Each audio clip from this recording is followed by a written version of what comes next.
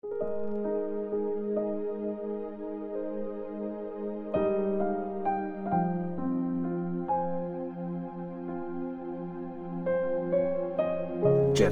chapter 26. Binantaang patayin si Jeremiah. Sa pagsisimula ng paghahari sa Juda ni Jehoiakim na anak ni Josiah, kinausap ni Lord si Jeremiah.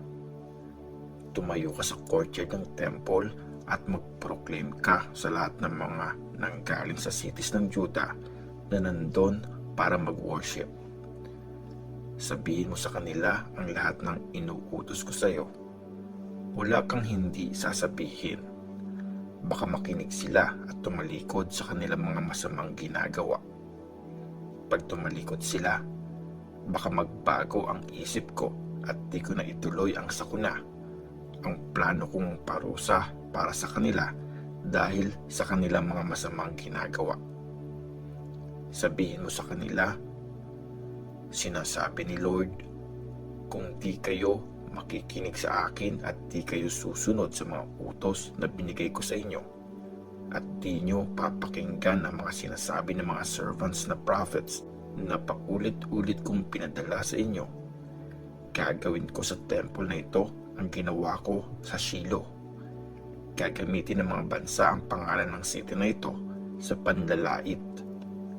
Narinig ng mga priest, ng mga prophets at ng lahat ng tao na sinabi ni Jeremiah ang bagay na ito sa temple ni Lord. Tinakip nila si Jeremiah after niyang sabihin lahat ng inutos sa kanya ni Lord. Sinabi nila sa kanya, mamatay ka na. Bakit mo sinabi sa pangalan ni Lord na matutulad sa Shiloh ang temple na ito?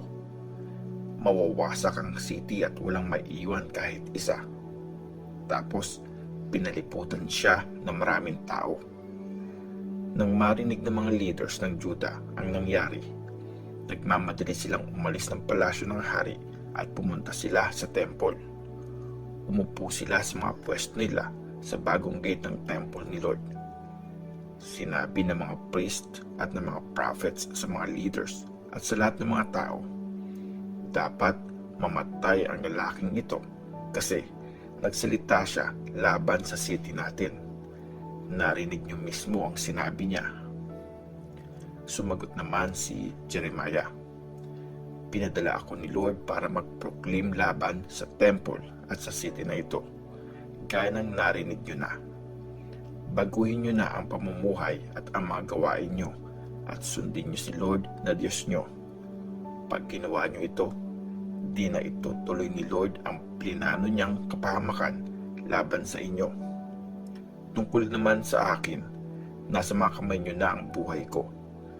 Gawin niyo sa akin kung anong tingin niyong patas at tama.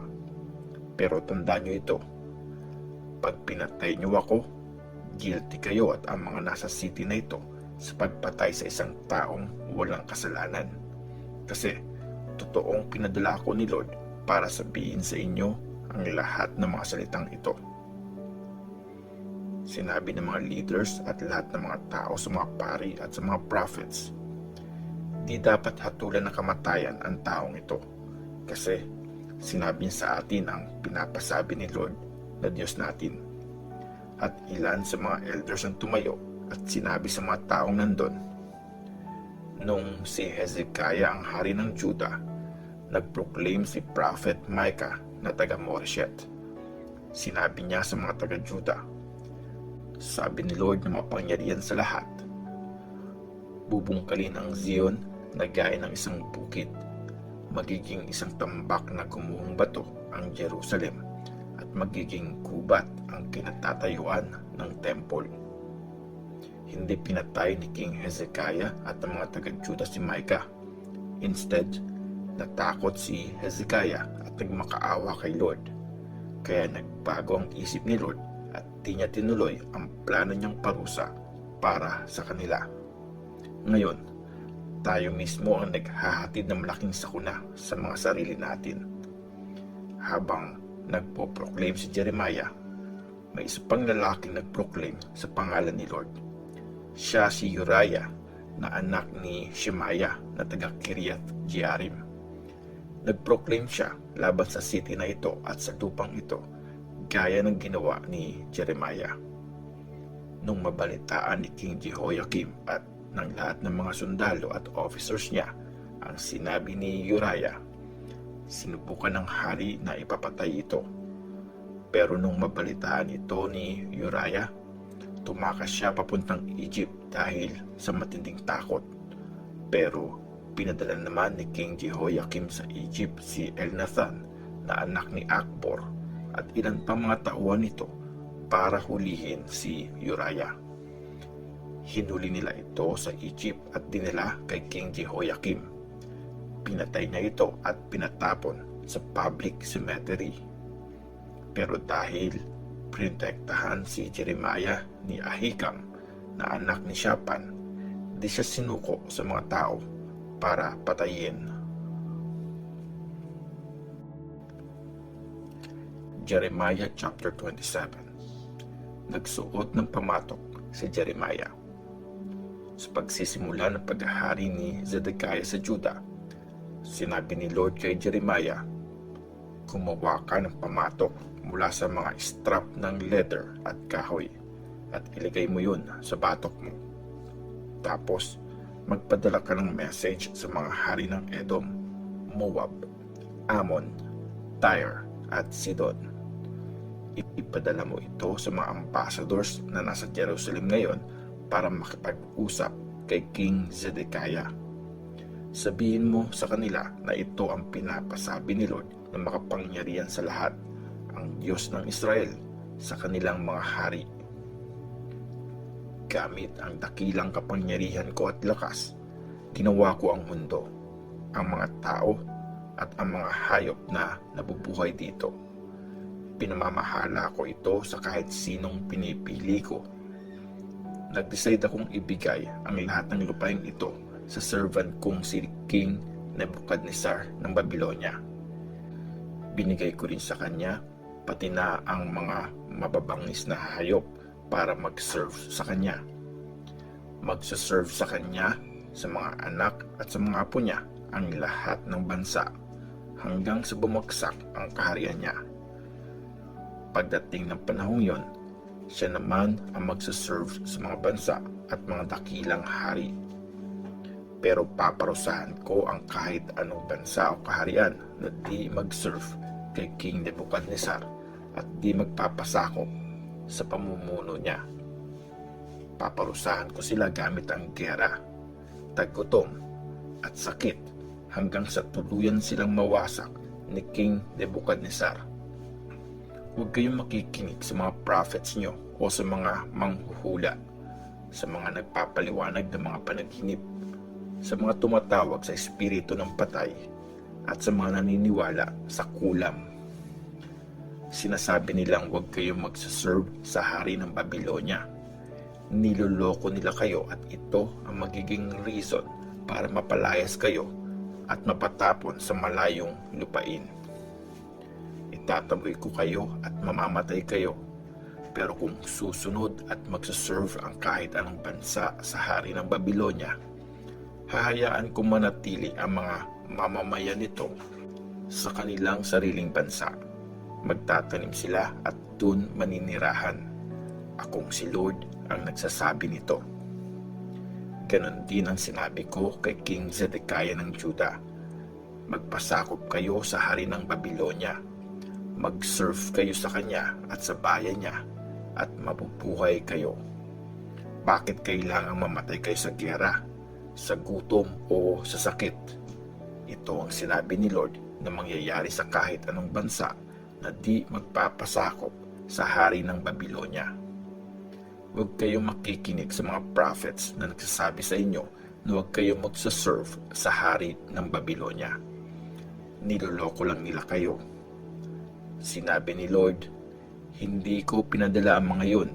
Nagpo-proclaim sila sa pangalan ko pero di naman totoo. Kaya naman, papalayasin at papatayin ko kayo, pati ang mga prophets na nagsisinungaling. Sinabi ko naman sa mga priests at sa lahat ng tao ang pinapasabi ni Lord. Huwag kayong makikinig sa mga prophets na nagsasabing malapit nang maibalik mula sa Babylonia ang mga kayamanan ng temple ni Lord. Nagsisinungaling lang sila. Huwag kayong makinig sa kanila. Magpasakop kayo sa hari ng Babylonia at mabubuhay kayo. Bakit kailangan mawasak ang city na ito? Kung talagang mga prophet sila at nasa kanila ang salita ni Lord, ipakiusap nila kay Lord na makapangyarihan sa lahat na huwag nang madala sa Babylonia ang mga gamit na naiwan sa temple ni Lord. Ganito ang sinabi ni Lord na makapangyarihan sa lahat tungkol sa lalagyanan ng tubig na gawa sa bronze, sa mga patungan at sa iba pang mga gamit na nandito sa city.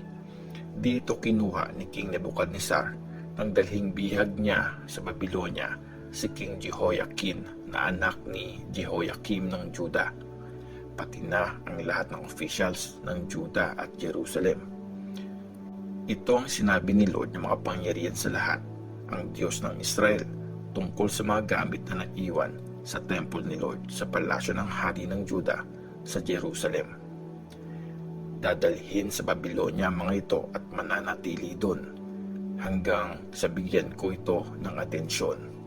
Tapos, muli kong ibabalik ang mga ito sa dating kinalalagyan. Jeremiah chapter 28. Si Jeremiah at si Prophet Hananiah. Nung taong din yun, sa ikalimang buwan ng ika-4 na taon na paghahari ni Zedekiah sa Juda, kinausap ni Prophet Hananiah si Jeremiah sa temple ni Lord.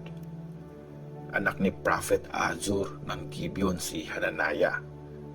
Sa harap ng mga priests at sa lahat ng mga tao, sinabi niya, ganito ang sabi ni Lord na makapangyarihan sa lahat, ang Diyos ng Israel. Tinapos ko na ang power ng hari ng Babylonia. Sa loob ng 2 taon, ibabalik ko sa lugar na ito ang lahat ng gamit sa temple na dinala ni King Nebuchadnezzar sa Babylonia. Ibabalik ko rin dito si King Jehoiakim na anak ni Jehoiakim na hari ng Juda at ang lahat ng taong dinalang bihag sa Babylonia mula sa Juda. Aalisin ko na ang power ng hari ng Babylonia. Akong si Lord ang nagsabi nito.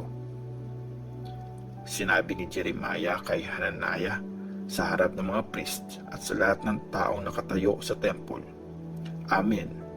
Sana gawin niya ni Lord.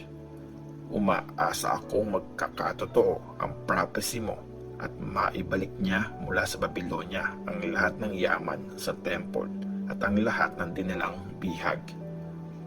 Pero pakinggan mo ang sasabihin ko sa iyo at sa buong bayan.